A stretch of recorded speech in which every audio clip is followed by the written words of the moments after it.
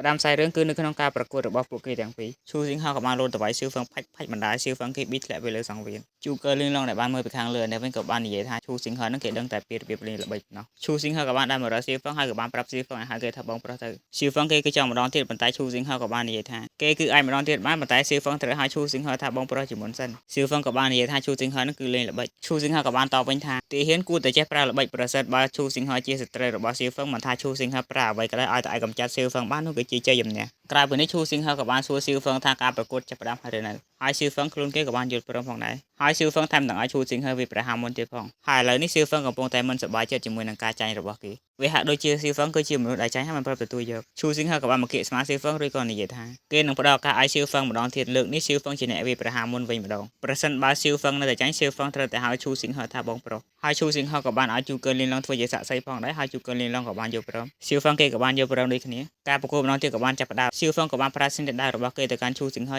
ក៏បានអាឡាតពី3ជុំកិច្ចផុតពីស្នេហ៍ដៅរបស់សៀវហ្វឹងឈូស៊ីងហៅក៏បានលោតចូលទៅដៃនឹងដៅក៏បានប៉ះទង្គិចគ្នាហើយក៏បានធ្វើឲ្យសៀវហ្វឹងប៉ាំងថយទៅខាងក្រោយសៀវហ្វឹងក៏បានហក់ចូលមកប្រយុទ្ធចិត្តជាមួយនឹងឈូស៊ីងហៅវិញម្ដងឈូស៊ីងហៅក៏បានកិច្ចផុតទាំងអស់ហើយក៏បានអាឡាថយមកខាងក្រោយសៀវហ្វឹងនៅតែបន្តគប់ស្នេហ៍ដៅរបស់គេមកកាន់ឈូស៊ីងហៅប៉ុន្តែឈូស៊ីងហៅបានកិច្ចផុតទាំងអស់នៅពេលដែលឃើញថាមិនអាចធ្វើអ្វីទៅកាន់ឈូស៊ីងហៅបានបែបនេះសៀវហ្វឹងក៏បានលោតឡើងទៅលើអាកាសហើយក៏បានប្រើស្នេហ៍ដៅតកករបស់គេមកកាន់ឈូស៊ីងហៅក៏បានបញ្ចេញព្រលឹមផ្កាយដៅខ្មៅរបស់គេចេញមកទប់ទល់ជាមួយនឹងស្នេហ៍ដៅតកករបស់សៀវហ្វឹងព្រលឹមផ្កាយដៅខ្មៅរបស់ឈូស៊ីងហៅក៏បានស្រែកឡើងដែលធ្វើឲ្យសៀវហ្វឹងប៉ាំងថយទៅខាងក្រោយហើយក៏លុតជង្គង់ចុះផងដែរជូកើលីងឡងដែលបានមើលពីខាងលើមានការភ្ញាក់ផ្អើលជាខ្លាំងហើយនេះក៏បានលន់មកថាអណ្ដាតខ្មៅដែលជាព្រលឹមផ្កាយកម្រិតខ្ពស់ឈូស៊ីងហៅក៏បានអាចទៅរកសៀវហ្វឹងឬក៏បាននិយាយថាសៀវហ្វឹងគឺបានចាញ់ម្ដងទៀតហើយសៀវហ្វឹងក៏បានមើលមកកាន់ខ្លួនឯងបន្តិចប៉ុន្តែក៏ត្រូវបានឈូស៊ីងហៅមកកាត់ដោយនិយាយថាឲ្យសៀវហ្វឹងនឹងឆាប់ហៅគេថាជាបងប្រុសទៅសៀវហ្វឹងក៏បានហៅឈូស៊ីងហៅថាជាបងប្រុសឈូស៊ីងហៅក៏បាននិយាយថាក្នុងនាមគេជាបងប្រុសឈូស៊ីងហៅប្រកាសជានឹងបង្រៀនស្នេហ៍ដែលត្រជាក់កម្ពុជាទៅកាន់សៀវហ្វឹងក៏បានក្តាប់ដៃរបស់គេរួចក៏គិតក្នុងចិត្តថាគេត្រូវតែបង្កើនកម្លាំងរបស់គេបានឆាប់តាមដៃធ្វើទៅបា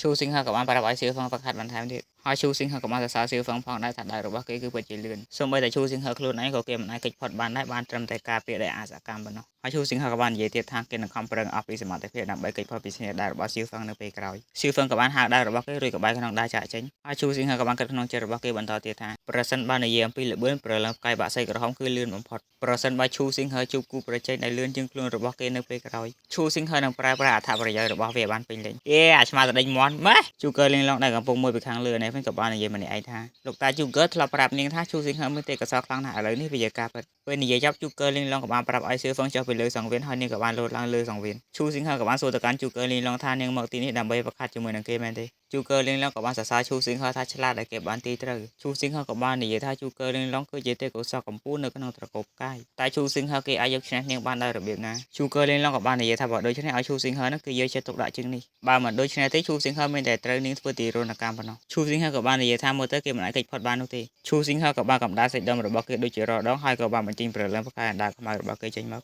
រួចឈូស៊ីងហៅក៏បានស្ទុះចូលទៅរកជូកើលីងឡុងក៏បានសរសើរថាសមត្ថភាពគ្រប់គ្រងទឹករបស់ព្រលឹមផ្កាយអណ្ដាតខ្មៅគឺពិតជាមិនធម្មតានិយាយចប់ជូកើលីងឡុងក៏បានបាក់ខ្លួនដែលធ្វើឲ្យឈូស៊ីងហៅជុំមួយផ្លែតហើយនៅពេលដែលជូកើលីងឡុងបង្ហាញខ្លួនម្ដងទៀតគឺនៅចំពោះមុខឈូស៊ីងហៅជូកើលីងឡុងក៏បានផ្ទាត់ចការកើរបស់ឈូស៊ីងហៅដែលធ្វើឲ្យឈូស៊ីងហៅប៉ាំងទៅលើអាកាសឈូស៊ីងហៅក៏បានបញ្ចេញព្រលឹមផ្កាយបាក់សៃក្រហមរបស់គេចេញមករួចឈូស៊ីងហៅក៏បានបាញ់ព្រួយបាក់សៃក្រហមទៅកាន់ជូកើលីងឡុងនេះក៏បានញញឹមថាមានព្រលឹមផ្កាយច្រើនជាងមួយរួចនាងក៏បាននិយាយទៅកាន់ឈូស៊ីងហៅថាវាគឺខ្លាំងជាងឈូលីងអឺបន្តិចប៉ុន្តែវាគ្រាន់តែបន្តិចប៉ុណ្ណោះពេលនិយាយចប់ជូកើលីងឡុងក៏បានលោតឡើងទៅលើអាកាសរវាងឈូស៊ីងហៅមួយជើងដែលបណ្ដាឲ្យឈូស៊ីងហៅធ្លាក់ទៅលើអាកាសដេកស្អាតបាត់ទៅឈូស៊ីងហៅក៏បាននិយាយថាគេគឺមិនប្រយុទ្ធទៀតនោះទេច្បាស់ណាស់ជូកើលីងឡុងកំពុងតែធ្វើបាបគេជូកើលីងឡុងក៏បានដាក់មកនិយាយថាឈូស៊ីងហៅគេមានព្រលឹមផ្កាយភ្លុះនិងមានទេពកោសល្យដ៏លេចធ្លោប្រសិនបើឈូស៊ីងហៅអាចផ្សាំងកម្លាំងព្រលឹមផ្កាយទាំងពីរជាមួយគ្នាដើម្បីប្រយុទ្ធបានវានឹងជារឿងមិនគួរឲ្យជឿហើយជូកើលីងឡុងនេះនឹងទន្ទឹងរង់ចាំនៅពេលដែលឈូស៊ីងហៅខ្លាចជាអ្នកខ្លាំងបំផុតនៅក្នុងអាណាចក្រ1000ឈូស៊ីងហៅក៏បាននិយាយថាតារាបណាគេអាចខ្លាចជាអ្នកខ្លាំងបំផុតនៅលើភពផែនដីរបស់គេហើយស្វែងរកឃើញឪពុករបស់គេនឹងការពីមនុស្សដែលសំខាន់សម្រាប់គេនោះឈូស៊ីងហៅគេពេញចិត្តហើយសកម្មភាពរបស់ពួកគេក៏ត្រូវបានតាមក្លងមើលដោយបកពួករបស់ខ្លាកំណាចតាមរយៈសត្វក្អែកមួយក្បាលខ្លាកំណាចក៏បាននិយាយថាបើវិនិច្ឆ័យពីស្ថានភាពបច្ចុប្បន្ននេះអ្នកដែលខ្លាំងបំផុតនៅក្នុងហាងសារ៉ាអណ្ដាតភ្លើងក្រហមគឺជាជូកើលីងឡុងនាងធ្លាប់ជាអ្នកខ្លាំងបំផុតរបស់ត្រកូលផ្កាយក្នុងចំណោមក្មេងជំនាន់ក្រោយហើយអាចឈានដល់កម្រិតខ្ពស់ជាងព្រលឹមផ្កាយដំណាក់កាលទី5មើលទៅជូកើលីងឡុងនេះមិនខ្សោយជាងខ្លាកំណាចខ្លួនគេប៉ុន្មាននោះទេអបិហើយក៏បានប្រាប់ខ្លាកំណាចថាជូកើលីងឡុងគឺជាចៅស្រីរបស់លោកតាជូកើហើយអបិហើយក៏បានប្រាប់ថែមទៀតថាលោកតាជូកើមិនត្រឹមតែមានកម្លាំងប្រយុទ្ធខ្លាំងប៉ុណ្ណោះទេគាត់ក៏ពូកែបង្រៀនទៀតផងហើយអបិហើយនឹងចង់បញ្ជូននរណាម្នាក់ឲ្យទៅបំផ្លាញក្រុមរបស់ជូស៊ីងហៅដែលផ្ទាល់ដើម្បីជៀសវាងបញ្ហាជាច្រើន